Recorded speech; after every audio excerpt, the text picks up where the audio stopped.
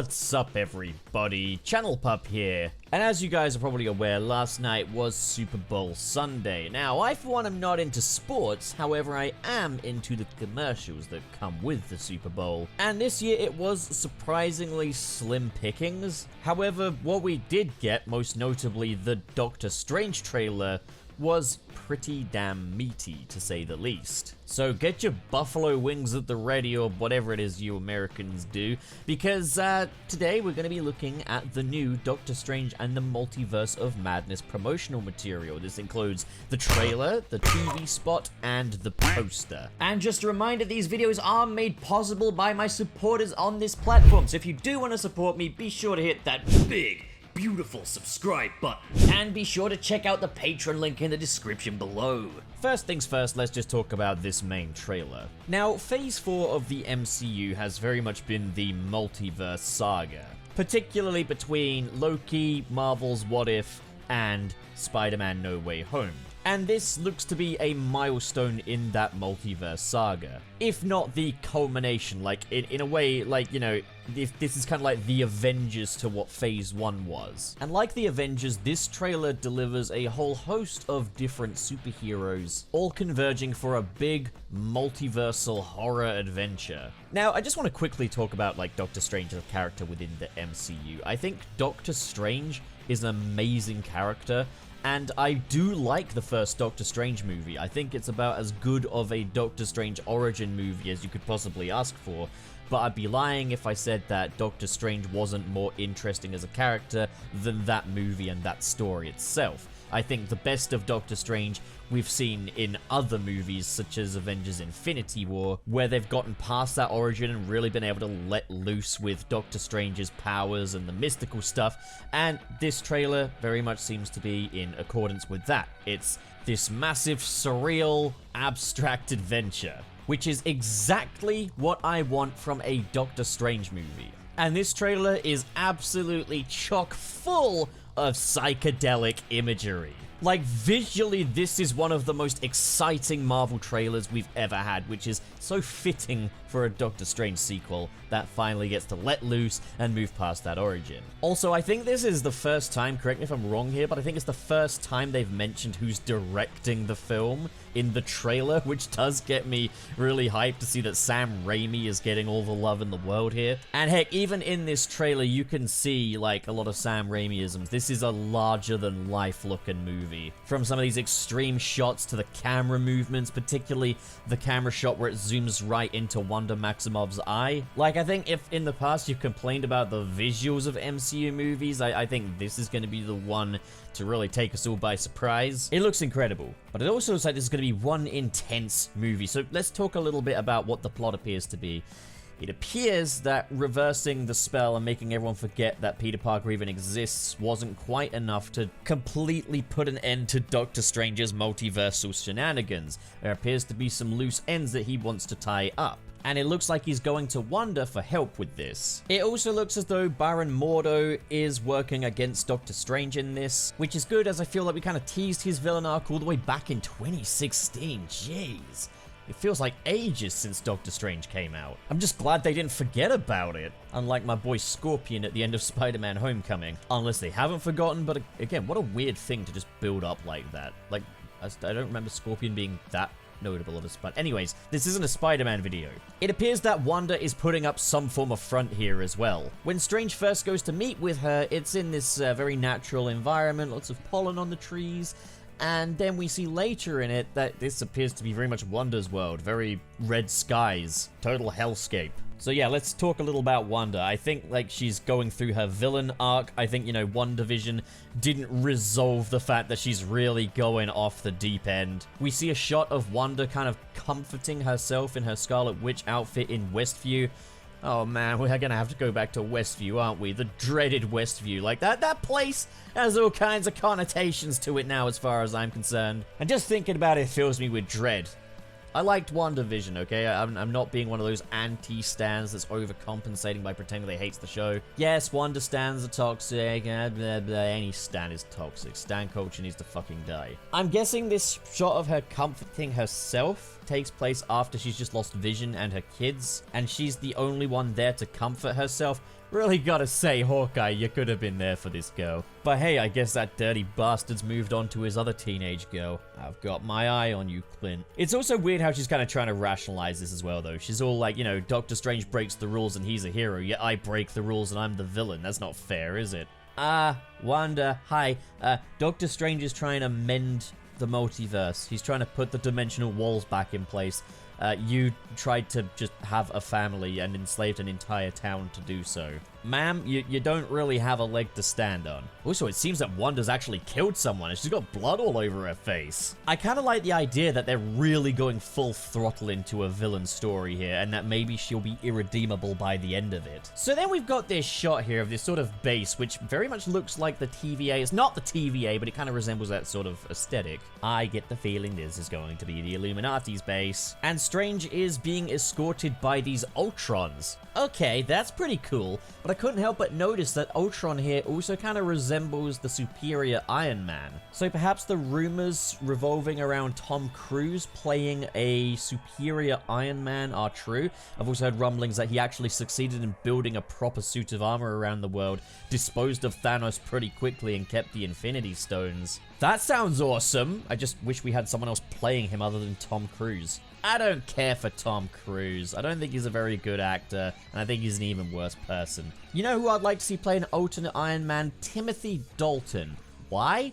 Because Timothy Dalton is the person that Alex Ross would model his version of Tony Stark after. So it's like, okay, let's you know, get some Alex Ross influence in here. We also see these mysterious characters all sat in these chairs who I suspect will be the Illuminati. I've seen some upscaled images going around suggesting that one of these people sat down could be Mr. Fantastic, but we do actually get a proper reveal, a proper tease of who is in this lineup. One particular member, we hear the unmistakable voice of Patrick Stewart and see just the teeniest glimpse of him just rolling on up into the MCU. Yes, Patrick Stewart's Professor X is in this movie, which means that, okay, we're finally getting the first of the X-Men. Don't pull another Ralph Boner with this. There's been a lot of talk about how the X-Men will be joining the MCU, whether or not it would be the Fox actors returning or a complete and total reboot and the X-Men have just existed in this universe.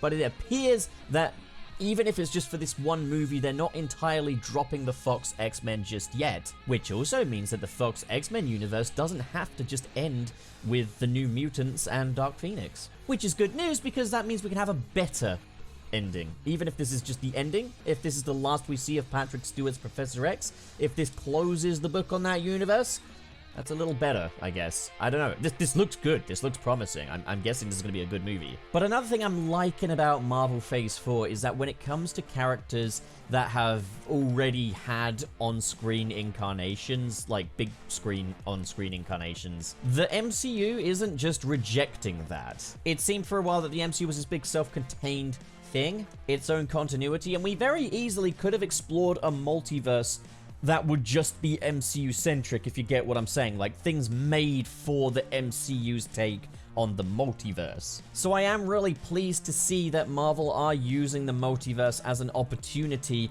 to kind of reopen or close the book on previous on-screen iterations of certain characters. For example, No Way Home, we had an entire movie of that. We finally got closure with the Andrew Garfield and Tobey Maguire Spider-Man. And here, we haven't seen the last of the Fox X-Men. And it makes sense as well if this is like some kind of multiversal convergence here, because if you were to introduce the X-Men now as just a part of that one particular universe, it would be like, well, where have they been all this time? You could say they were laying low, but like, you wouldn't really lay low throughout some of the things that have happened in the MCU is all I'm saying. So I think like a multiversal convergence makes the most sense. It's kind of like what they're doing over in DC with a multiversal convergence, bringing in the Tim Burton Batman universe, except this sounds, you know, like it's not trying to overwrite the pre-existing stuff, therefore keeping the goodwill of the long-time fans. And if that's the case, does this mean that the Fox X-Men are just going to continue? Because I don't see Hugh Jackman continuing as Wolverine for the long term. And you know, if they are going to cast a new Wolverine, I'm just saying, cast a short manlet king, okay? I am the exact height that Wolverine is in the comics, 5'3", and I want a little short king representation in the MCU. The closest we have is Spider-Man, as far as I can remember right now. I've heard rumblings of Daniel Radcliffe playing the role, and I don't know if I see it, but he is the right height, approximately, give or take an inch or so. Look, for fuck's sake, man, this is the MCU. It's the universe where they had to put Robert Downey Jr. on platform shoes to make sure that he was taller than his female co-stars. What the fuck is this all about? We need some manlet king rep. And don't you do that with Tom Cruise, because he's notoriously quite short as well. Iron Man doesn't need to be tall, okay? So then we've got Doctor Strange and America Chavez falling through different dimensions, one of which has dinosaurs, so okay, that's cool. We're gonna see Doctor Strange and some dinosaurs now, and he appears to be falling into an animated universe, so I'm really stoked to see what that's gonna be. You know, it would be amazing if that animated universe was in the style of Steve Ditko and we actually did like an early era Doctor Strange comic universe. Right, so we're also seeing like a dark Doctor Strange as well, a villainous version of Doctor Strange, saying that things just got out of hand. Perhaps he's demolished the multiverse, perhaps he's destroyed it, perhaps he's the main threat of this movie. I'm gonna say this, I'm hoping he's not the what if version of Doctor Strange. Look, you know my thoughts on what if. I didn't think it was very good. I thought it was a big old long toy commercial, but the Doctor Strange episode I thought was really, really good. But I don't think that version of Doctor Strange should be brought back. I think it works best as a self-contained story where he fucked up his own universe and has to, well, live and die with the consequences of that. They already ruined that by digging him up for the Ultron finale. Let's not further toy with that concept now, I think. But if this is a different Doctor Strange, then I'm all for it. We also see Wanda throwing down with some mysterious fiery character who I've seen multiple different theories on who that could be. Now, the powers look very Captain Marvel-esque, and some folks have been speculating that this could be Monica Rambeau, now after taking up the Captain Marvel mantle. But I noticed there's 3 circles on the chest of this outfit, so my guess is that it's Nova, or at least someone who works for the Nova Corps. I've seen some people also thinking that it could be Superior Iron Man, but I think those 3 circles on the chest really sell me that this could be more of a Nova kind of character, or someone a bit more cosmic in the MCU. The question is, whoever that is, did Wanda kill them because she's covered in blood here? Now, if this is Monica Rambeau's Captain Marvel, it does make sense for them two to throw down, as they do have some history together. We're also seeing Doctor Strange and America Chavez facing off against Gargantos, who in the comics was referred to as Shumagorath, but like due to legal reasons they can't use that name. It's whatever, it's just a name. Shumagorath, Gargantos, Peter Tingle's Spider Sense. Also, Doctor Strange may be dead in one of these universes because there is a statue of him, which Wanda seems to be pretty pissed about. And then we've got this very ghoulish, very zombie-like Doctor Strange facing off against these different demons and just, ooh, that is some powerful imagery there. Perhaps this is playing into the Marvel Zombies. Perhaps this is playing into the Marvel What If version of Marvel Zombies, which was actually not very good. More on potential What If connections later. That trailer gave me a lot to talk about and a lot to think about and a lot to theorize about, and I just think this looks incredibly exciting. The first trailer that I saw looked good. It didn't sell me on it. This has me sold. So there was also a TV spot accompanying this as well, kind of advertising to go watch the trailer online, so we're going to talk about that quickly as well. So this TV spot is very much more an abridged version of that trailer, but there are 2 new shots in here, one of which is of Defender Strange, who we have seen an action figure for. So we kind of knew this was coming, but this is a really cool and striking different design for him, and obviously he's going to be another Dimensions version of Doctor Strange. But as of right now, the character does remain surrounded in mystery. And then we get another shot, a close-up this time, of the very ghoulish-looking Doctor Strange that we saw at the end of the other trailer. And yeah, it does appear that he might be a zombie. This might be going down the Marvel Zombies route, which would be very exciting. Also, with those, we do get a different shot of this fiery figure, and here it does actually look different. Maybe this is a different character altogether. This looks like it could potentially be the Superior Iron Man. I can almost kind of make out a goatee in there. So yeah, there's a lot of debate surrounding this fiery Captain Marvel-esque character here. So moving over to the poster now, because we get a lot more confirmations here. For starters, sick poster, looks really cool. I like the use of color on this as well. Like, this is a big glow up from some of those No Way Home posters, that's for sure. We've got Doctor Strange here, and it looks like quite a clean poster, but in these shards of glass are different cameos. So obviously we've got the characters that we would expect, like Wong, Mordo, Wanda, Christine. Yep, Gangzhou here. But one thing that struck me is this Illuminati all-seeing eye over here. So yes, I do think that does confirm the Illuminati are going to be quite a major presence in this film. If we look up top, we can see what looks like Captain America's star from his chest. If we look down, one thing that is very striking here is Captain Carter's shield even. So yes, it does look like this is going to be tying in with What If, for better or for worse. We've got a Captain Marvel star on the left here, what looks to be like a Marvel Zombies eye down here. And yeah, so there's a lot to see in here. Is there anything here that I haven't spotted? Let me know in the comments below, because I'd really like to know if there's any additional cameos in this, and you can give us more of an idea of what to expect.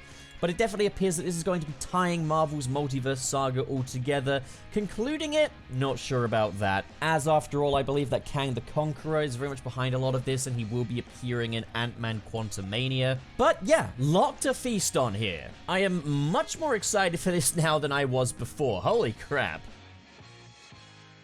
So what do you guys think? If you enjoyed this video and you want to support more like it, be sure to hit that big, beautiful subscribe button. And of course, in the description below are links to different social media feeds, including the Patreon. If you're feeling extra generous, like the following people, who are JK Strife, Marcus Ward, Sirius the Skeptic, Biotinarts, Mr. SP, David 20 Covers, Sergio, John Comey, Shodin, George is Lost, Legendary Ray Ray, Cheesemaster769, Adam Myers, and Fayalan Schwarzentraub. Thank you guys, you are the best of the best, but as for the rest of you, thank you so much for watching, guys, and have a great day.